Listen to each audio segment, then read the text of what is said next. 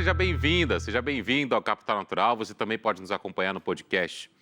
Olha, a invasão da Ucrânia pela Rússia vem dominando o noticiário internacional já há várias semanas.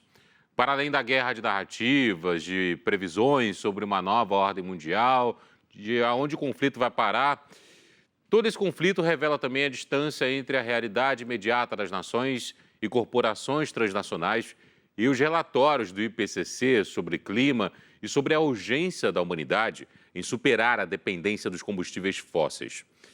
Os que enxergam a metade cheia do copo dizem que está posta uma oportunidade única para essa mudança, chamada de transição energética. O que se tem visto, no entanto, são corporações e estados tentando faturar diante do boicote mundial a um dos maiores produtores de óleo e gás do mundo. E a agenda da transição fica lá, em último plano. Para debater a geopolítica energética evidenciada pelo conflito na Europa, eu vou receber hoje o professor Ariaste Baumgratz Chimeri, que é professor titular de Economia da Universidade de São Paulo, com pós-doutorado na Columbia University International Research Institute for Climate and Society. Trabalhou com o Departamento de Energy dos Estados Unidos, a International Finance Corporation do Banco Mundial, governo dos estados de São Paulo, Minas Gerais e Ohio, entre outros. A Bruna Mascote, sócia sênior da Catavento Consultoria de Estratégia e ESG, onde atua com expertise em transição energética, mudanças climáticas, finanças ESG e mineração. E o Anábal Santos Júnior, secretário executivo da Associação Brasileira de Produtores Independentes de Petróleo e Gás Natural. E sócio da Solução Energia Consultores. Bom, então vamos começar esse programa tratando desse tema, geopolítica energética. Como é que esse tema pode nos guiar durante esse episódio aqui do Capital Natural? Bruna, seja bem-vinda. Eu começo contigo, então, perguntando como é que a geopolítica energética conversa com a sua carreira e como é que esse tema também chegou a você e a importância que ele tem para discutirmos aqui hoje. Perfeito. Muito obrigada. Olá a todos, muito obrigada pelo convite. Acho que é uma ótima pergunta para a gente começar aqui as discussões. E acho que a geopolítica da energia ela está no centro do debate se a gente quer, reduzir e arrefecer as mudanças climáticas, mas também se a gente quer aumentar a segurança energética global. Então, acho que é um tema bastante atual para a gente discutir hoje. E acho que na consultoria Catavento, a gente trabalha orientando empresas, ajudando a entender esse contexto em evolução e também como é que as empresas se posicionam em termos de estratégia ESG, estratégia de clima, de energia, mas acho que isso certamente a gente está acompanhando bastante esses últimos desdobramentos. Então, se eu pudesse dar uma contextualizada de como a gente enxerga essa crise atual, o que a gente vê é que, na verdade, a crise que a gente vive não começou só com a invasão da Ucrânia pela Rússia. Na verdade, no final do ano passado, a gente já tinha, tanto do lado de clima quanto de energia, uma conjuntura aí se formando. Então, na parte climática, a gente teve a COP26 com o anúncio de metas ambiciosas, a gente teve relatórios do IPCC trazendo à luz, como você falou, a urgência da gente reduzir as emissões globais de gases de efeito estufa, principalmente para a gente evitar ou mitigar ao máximo esses eventos climáticos extremos, esses custos que vão ser muito graves, não só em termos sociais, como para vidas, para pessoas que perdem aí suas residências, seus comércios, mas também em termos econômicos, o impacto que isso vai ter no nosso crescimento global. E, por outro lado, na energia, a gente vinha também com uma conjuntura se formando, onde a retomada econômica pós-pandemia, com o aumento da demanda por energia, não necessariamente estava sendo acompanhada de uma oferta suficiente para suprir. Então, a gente tinha tido em 2020, por exemplo, preços muito baixos, como, por exemplo, preço até negativo de petróleo, todo mundo falou bastante. E não só isso, como uma maior disciplina de capital por parte do shale americano, outras conjunturas, faziam com que a gente já tivesse aí uma restrição na oferta. Então, quando a Rússia invadiu a Ucrânia, a gente teve aí a tempestade perfeita para traçar esse cenário que a gente vive hoje, onde a gente tem a Rússia como um dos maiores exportadores globais de petróleo, de gás e de carvão. E a gente sabe que hoje por mais que a gente precise fazer a transição energética, hoje a demanda ainda é altamente dependente. Então a gente pode explorar um pouco mais a importância da gente reduzir a nossa demanda por combustíveis fósseis para que a gente não fique mais tão vulnerável a esse tipo de evento, e também como que a transição energética para fontes renováveis pode mudar essa geopolítica da energia. Acho que isso é um tema ótimo também para a gente debater aqui hoje. Mas acho que esse primeiro olhar aí, espero que já possa contribuir para começar as discussões. Boa, perfeito. Ariaster, seja bem-vindo. Eu gostaria também de uma fala sua sobre esse tema. Como é que esse tema entra na sua vida e que tipo de proposta a gente pode também colocar aqui em pauta hoje? Olá, muito obrigado pelo convite. Eu acho que um bom ponto de partida para nós pensarmos nesse tema é olhar um pouco para o que aconteceu na história quando a gente pensa em combustíveis fósseis. Se a gente voltar para a primeira crise do petróleo nos anos 70 e a segunda crise do petróleo nos anos 80, uma coisa muito interessante aconteceu. Com o aumento do preço do petróleo, a economia começou a se descasar do petróleo. Então, o que eu quero dizer com isso? No início da década de 70, nós usávamos quase que um barril de petróleo para produzir $1.000 de PIB. Tá? Hoje nós usamos menos da metade de um barril de petróleo para produzir os mesmos $1.000 de PIB. Então, meu ponto é que o aumento no preço do petróleo, o aumento no preço dos combustíveis fósseis, eles podem ter um efeito duradouro que faz a gente se distanciar do consumo desses combustíveis. E a guerra da Ucrânia pode nos levar a isso. Ela pode contribuir para uma redução no consumo do petróleo e do gás natural e do carvão no longo prazo.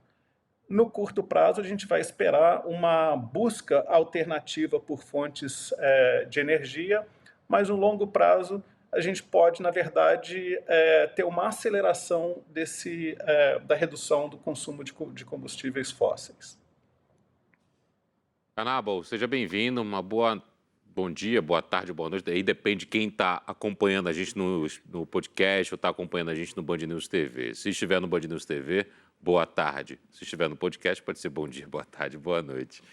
Vamos falar um pouco sobre a geopolítica energética, a geopolítica da energia também, e como é que o senhor observa esse tema. Obrigado, um prazer enorme estar aqui participando do programa com figuras tão ilustres e que já deixaram um espaço muito pequeno, né? Porque está numa abordagem muito, muito feliz. E eu queria, como aqui representante também, que sou da Associação Brasileira dos Produtores Independentes, agradecer também a oportunidade de nos colocarmos aqui nessa discussão. A geopolítica da energética, na verdade, como a Bruna colocou, ela tem um destaque atual.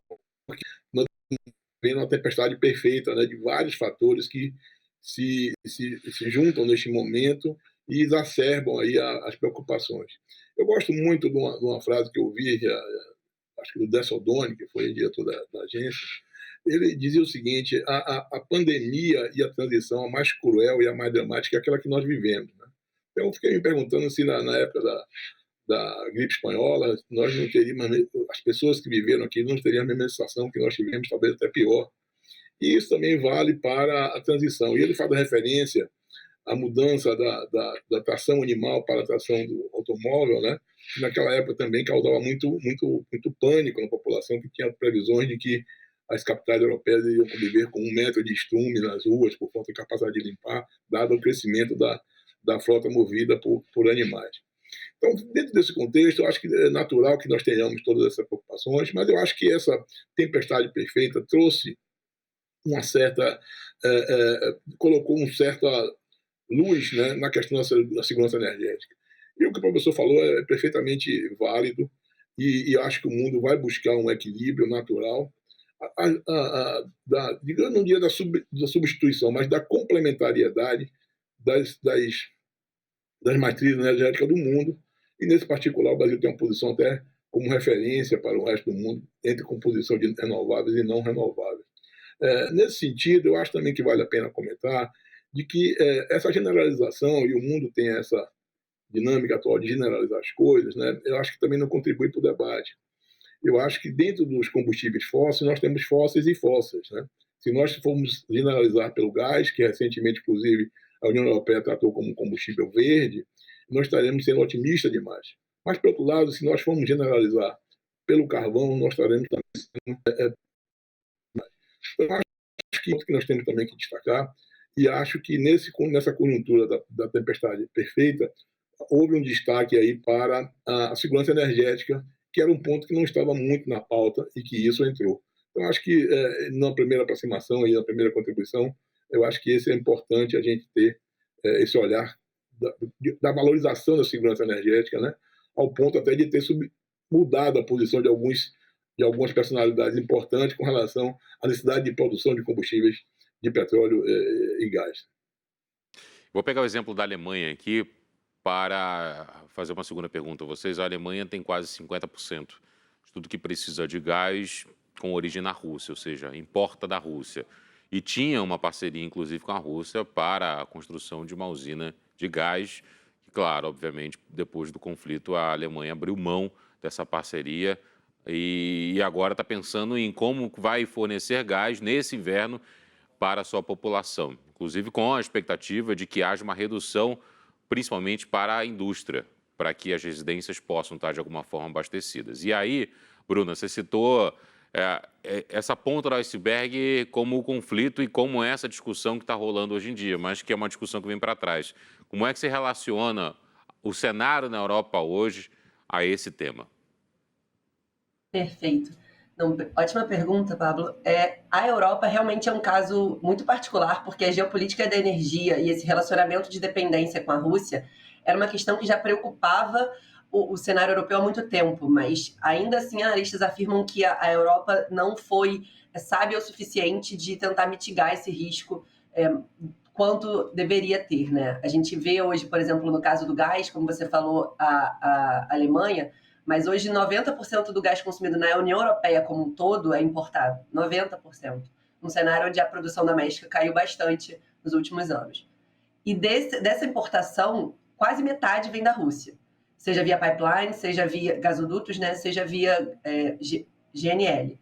E não só o gás, mas quase um terço das importações de petróleo da União Europeia também vem da Rússia, e quase metade das importações de carvão também da União Europeia vem lá da Rússia. Então, assim, o continente estava muito exposto a essa conjuntura. E como é que o continente tem buscado responder nesse cenário?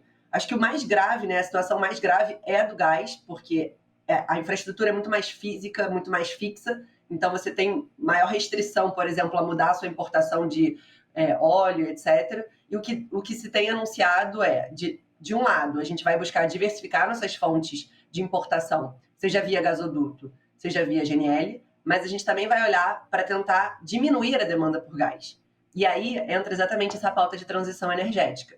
Então, a Europa deu declarações muito vocais de que frear a transição energética não é uma opção para resolver essa crise. Pelo contrário, a aceleração da transição é uma resposta. Então, eles lançaram um programa, né, um plano chamado Repower EU, onde eles veem 60% da redução da importação de gás da Rússia que eles preveem que eles vão conseguir atingir, basicamente vem ou de redução da demanda por meio de eficiência energética, por meio, né, de instalação de equipamentos mais eficientes na indústria, nas residências, mas também por meio da instalação de heat pumps nas casas, ou seja, você eletrifica o aquecimento doméstico substituindo o gás pela eletricidade, e também por um aumento da produção de biometano, que é o gás com base renovável, por exemplo, resíduos, né, resíduos orgânicos, mas também com o aumento da meta de tanto produção interna quanto de importação de hidrogênio com base renovável. Então, o que a gente vê é que, realmente, a União Europeia estava muito dependente, mas a resposta que eles estão buscando dar, e, obviamente, analistas apontam que é muito desafiador esse plano que eles têm, de buscar praticamente reduzir em 2/3 as importações de gás da Rússia ainda em um ano e fazer um phase-out total em até cerca de 2027. Então, especialistas apontam que é muito desafiador, mas acho que a sinalização é que a transição energética não vai ser freada. Pelo contrário, ela é uma resposta, ela é um mecanismo da gente reduzir essa dependência e essa insegurança energética, né, como a Ana Val falou. Por outro lado, Ariasta, o primeiro-ministro do Canadá e o presidente dos Estados Unidos foram à Europa, inclusive para falar sobre o conflito, para ter reuniões sobre esse assunto e também para negociar gás. E o ponto de interrogação é como é que esse gás dos Estados Unidos e do Canadá vai atravessar todo o oceano e chegar à Europa. Isso citado pela Bruna também é acelerado por esse ponto de interrogação, porque a compra do gás da Rússia não é apenas o fato de ser vizinha, também pelo fato do preço ser mais barato do que trazer do outro lado do oceano, né? De que forma essa transição pode ser acelerada e como é que isso também pode servir de exemplo para outras partes do mundo, inclusive para nós do lado de cá. A Bruna citou o biometano, o Brasil tem um projeto, inclusive, de valorização desse tipo de produção, né? Essa é uma grande questão que o mundo inteiro está perguntando, né? Será que os Estados Unidos, com o gás natural de shale e o Canadá, vão ser capazes de suprir essa demanda da Europa? Você colocou o problema de uma forma perfeita, né? Não se trata apenas de quantidade, mas também de preço, né? O custo vai justificar isso? A gente está falando de uma logística completamente diferente para levar o gás para lá, né? No caso da Rússia, ele vem através de dutos. No caso dos Estados Unidos e do Canadá, ele teria que ser liquefeito e levado de navio. Outra logística. Não está muito claro se os Estados Unidos vão conseguir e o Canadá vão conseguir resolver essa equação dessa forma. E a Bruna foi muito feliz ali, né? Foi excelente em caracterizar o que está acontecendo. E uma coisa que veio da fala dela, que, na minha opinião, é muito importante a gente ressaltar, é que a Europa, a Alemanha, eles estão numa saia justa, né? E é de saia justa que costumam sair soluções. A grande pergunta é que tipo de solução que a gente vai ter para isso. Como eu disse, né? Se a gente olhar para a história, a gente está vendo o quê? Um aumento no preço dos combustíveis fósseis, e isso pode estimular uma transição para combustíveis renováveis, né? A gente pode olhar para a história aqui no próprio Brasil, né? O pró-álcool ele veio como uma resposta ao aumento dos preços internacionais. Isso entrou bastante de acordo com a defesa de grupos de interesse nacional, né, que eram os produtores de cana-de-açúcar, enfrentando volatilidade no preço de açúcar no mercado internacional. Então, formou-se uma tempestade perfeita, no sentido que a gente tinha um estímulo externo de preço e um estímulo interno aqui de um grupo articulado que conseguiu negociar essa solução. E o pró-álcool, ele, enfim, durou por um certo tempo e depois foi descreditado, era caro, e depois ele renasceu de novo e a gente diversificou a nossa matriz de uma forma verde, né? Agora, como é que a Europa vai responder a isso? Como é que o mundo vai responder a isso? Nós vamos acelerar uma transição verde. Se a gente olhar para o passado, a gente poderia dizer que sim, mas a gente também corre o risco de investir bastante na produção de combustíveis fósseis, né? A China já está fazendo investimentos na extração de carvão. Ela tinha se comprometido a reduzir as emissões, mas a conjuntura está levando a isso. A Índia é outro grande possível produtor, a Austrália, Indonésia. E se a nossa resposta a essa crise de curto prazo for feita através de um investimento massivo na produção de combustíveis fósseis, a gente pode ter um problema. Por quê? A gente tem um investimento grande feito e que espera um retorno ao longo do tempo, e esses investidores eles vão exercer uma pressão grande, tanto econômica quanto política, para que a diminuição do consumo de combustíveis fósseis não seja tão acentuada. O ponto do Anábulo é excelente, né? O que ele está dizendo é o seguinte: o que vai acontecer provavelmente é que a gente vai mudar o mix de fontes de energia que a gente usa. A gente tem uma grande oportunidade para aumentar a participação de combustíveis verdes, mas a gente corre o risco também de fazer investimentos fixos, né, que a gente chama de sunk em economia, que estão enterrados ali e que podem nos levar a um consumo prolongado de combustíveis fósseis ao longo do tempo. Eu ainda suspeito que esse aumento de preço ele pode levar a uma transição com o aumento da participação de combustíveis limpos e verdes ao longo do tempo. Mas a gente ainda está um pouco cedo para dizer, e a gente tem que olhar isso com bastante cuidado com relação a como é que o mundo vai responder a essa crise conjuntural agora. E agora, Nabal, a gente está tendo aqui no Brasil uma discussão sobre o preço da gasolina, o preço do diesel, a discussão, o aumento que a Petrobras acabou impondo, tem a crise política envolvendo a própria companhia também, e o petróleo tipo Brent, que é o negociado na Bolsa de Londres, chegando a bater $140. O barril anteriormente estava ali na casa dos 80 e tudo mais. Existe uma corrida fóssil nesse momento no planeta, e como é que o Brasil entra nessa conversa? Se sim. Se você me permitir, eu queria dar um passozinho atrás e dar uma pincelada na questão europeia aí, que eu acho que é importante. Veja, é evidente que tem um drive de formação de opinião que é europeu nessa questão da transição energética, porque a situação lá é muito mais dramática nesse sentido do que a nossa. E Bruno colocou bem, né, a solução para a comunidade europeia não é uma solução ideal para o Brasil, por várias razões. Primeiro, para a realidade econômica é absolutamente diferente, né, e eles têm capacidade de pagar mais caro pela energia, e segundo, por uma certa acomodação que a Europa teve nesse status de conforto do suprimento do gás russo. Né? Então, o Brasil, ao contrário, como o professor colocou aí, nós fizemos esforços para desenvolver, quando nós não tínhamos autossuficiência, em busca de outras alternativas. E conquistamos isso. Então, nós não podemos deixar isso para trás só porque a transição energética, da forma que está sendo feita, é boa para os europeus.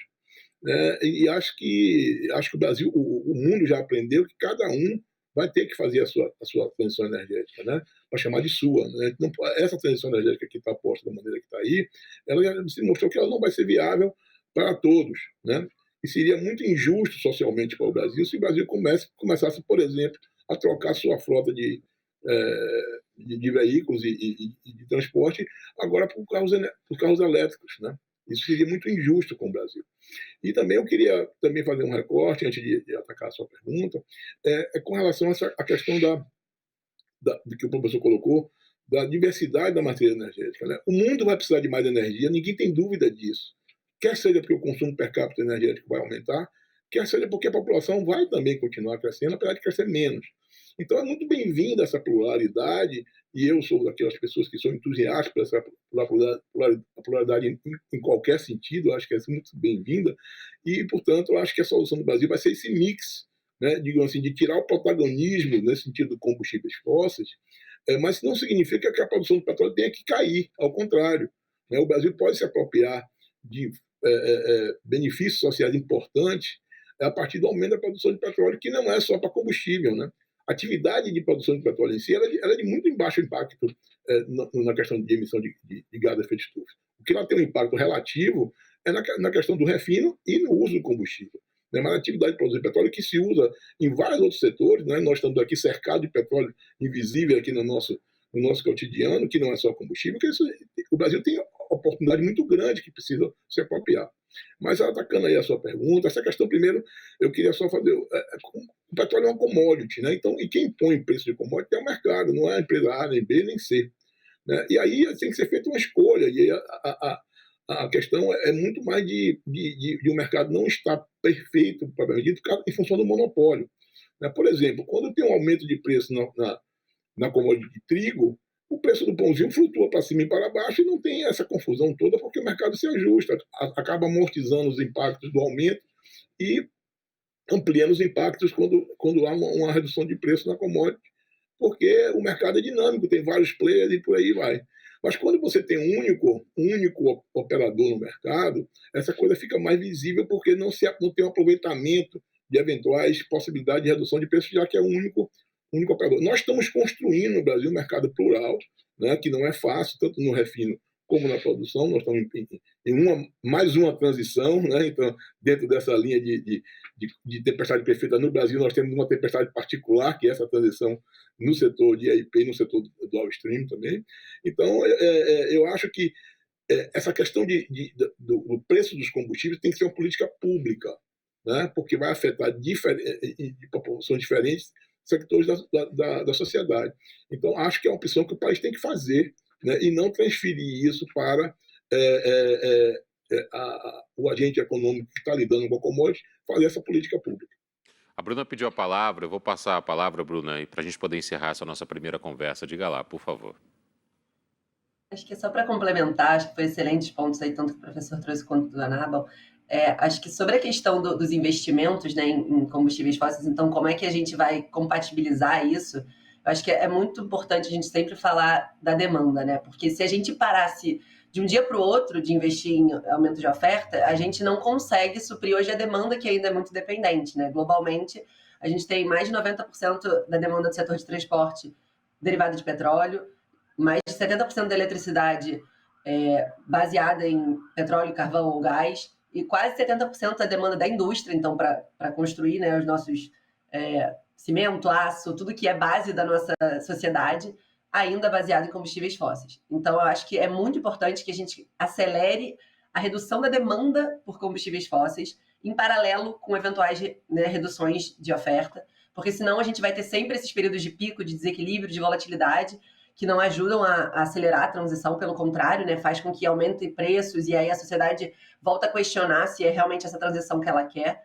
Então, qualquer tipo de incentivo à demanda, como precificação de carbono, etc., é muito bem-vinda para que a gente possa acelerar o desenvolvimento de tecnologias que nos permitam, seja como o Anábal falou, eletrificação para os países onde isso faz sentido, no Brasil talvez um mix de eletrificação com bioenergia para a gente reduzir as emissões de transporte, e por aí vai. Então, a gente precisa focar muito na demanda para que a gente possa realmente conseguir se desvencilhar ao longo do tempo, reduzindo a nossa dependência de combustíveis fósseis.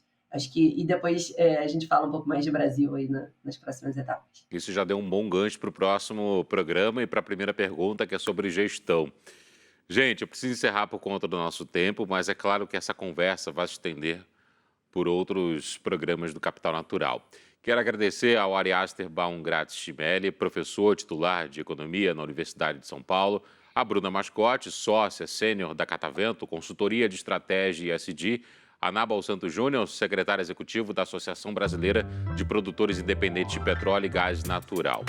E a você também que nos acompanhou, excelente semana pela frente, muito obrigado pela sua companhia e até o próximo Capital Natural.